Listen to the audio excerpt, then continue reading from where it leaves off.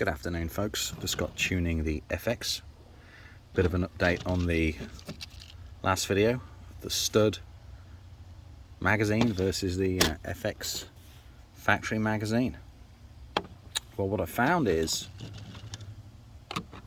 the stud magazine actually indexes in the breech a lot smoother than the factory magazine.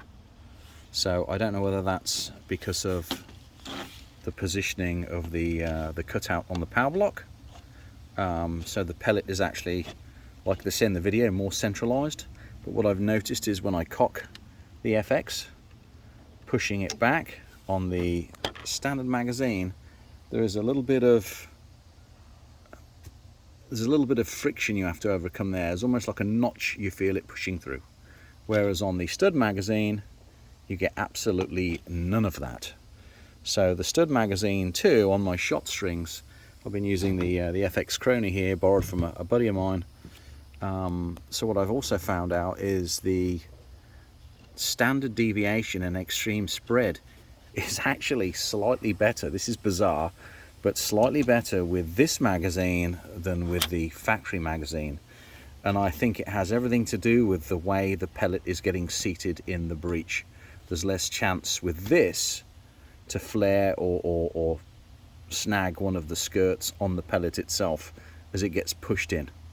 So I think with the FX pellets, which is what I'm using, because I've tend to found they're a little bit better than the JSBs, they actually struck a little bit nicer. The die I think that the FX pellet uses is cleaner, because there's less, as you can see on the pellets. These are FX pellets.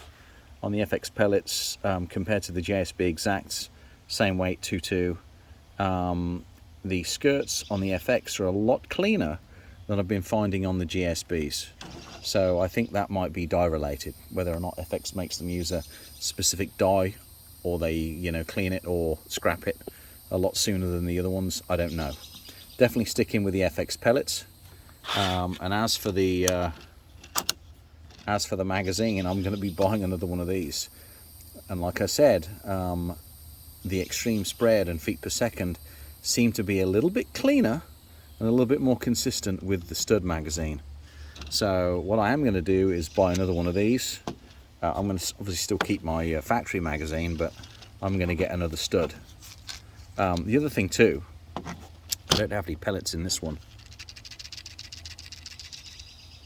Of course I got a Blue Jay making a racket. When you compare this to what noise this makes, because I mentioned rattling, this has a lot less rattle than this when they're fully loaded. So you can definitely hear a difference. Yeah, so what I would do is stick with these stud magazines going forwards, and probably I'll use these in competition going forwards from now on, rather than the FX magazines. So these ones do appear to work a little bit better, like I said, than the FX. So yeah, that's a bit of an update for now. So I've got, I think, the perfect setting for this, for the 18.1 grain FXs.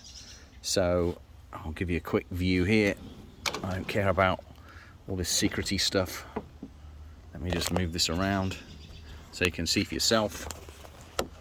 So these are my settings. So I'm on 1.5 turns past line 4 on the valve. My regulator, my first reg is at 150. My micro is at 15 and my macro is at bang on 3. And my rear regulator number 2, is at exactly 100 psi. And that's for 18.1 grain FX pellets. And my feet per second is around 900 to 903 feet per second, which is about 39 foot-pounds, thereabouts, 39.8 foot-pounds. So just under 40 foot-pounds. This seems to be really nice and smooth. I'm all for the notion of letting a bit more air in quickly and cutting it off quickly.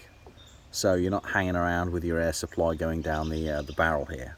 I'm using a standard barrel and standard moderator on the end, and then the only other thing that I've really done is added this all I'll say is a cheap ass Chinesian bipod, which was, I hate to say this, $28 off eBay, and it is a pile of effing crap. So my advice to you is get yourself a good bipod, because this is garbage, absolute garbage. So for 28 bucks, fine. You know, it's I'm using it really just to set the gun up, so I don't have it on in a V block, so I can kind of do more tabletop-y stuff with it when I'm adjusting things. So the only reason I got this was because I can actually do some maintenance work on the gun with relative ease with a bipod. But for competition, buy yourself an Atlas, because this, I gotta say, is friggin' junk. Okay, junk. So steer clear from cheap bipods made in China. Get a good one made in the US. Just spend the money once. Just bite the bullet, spend the money once. You've spent a couple of grand on your gun. You know, you've got a nice scope on here. Just get yourself a good bipod, honestly. Trust me on this. And then the stud magazines, you honestly can't go wrong. I've actually really appreciated you know, the ease of use with these, in terms of, you know, cocking the gun and smoothness of cycle. Try that quickly. And as I say, because of I think the material, it's a lot quieter than what you'd normally get from these pellets, because the pellet sits in the rotor a little bit tighter in there.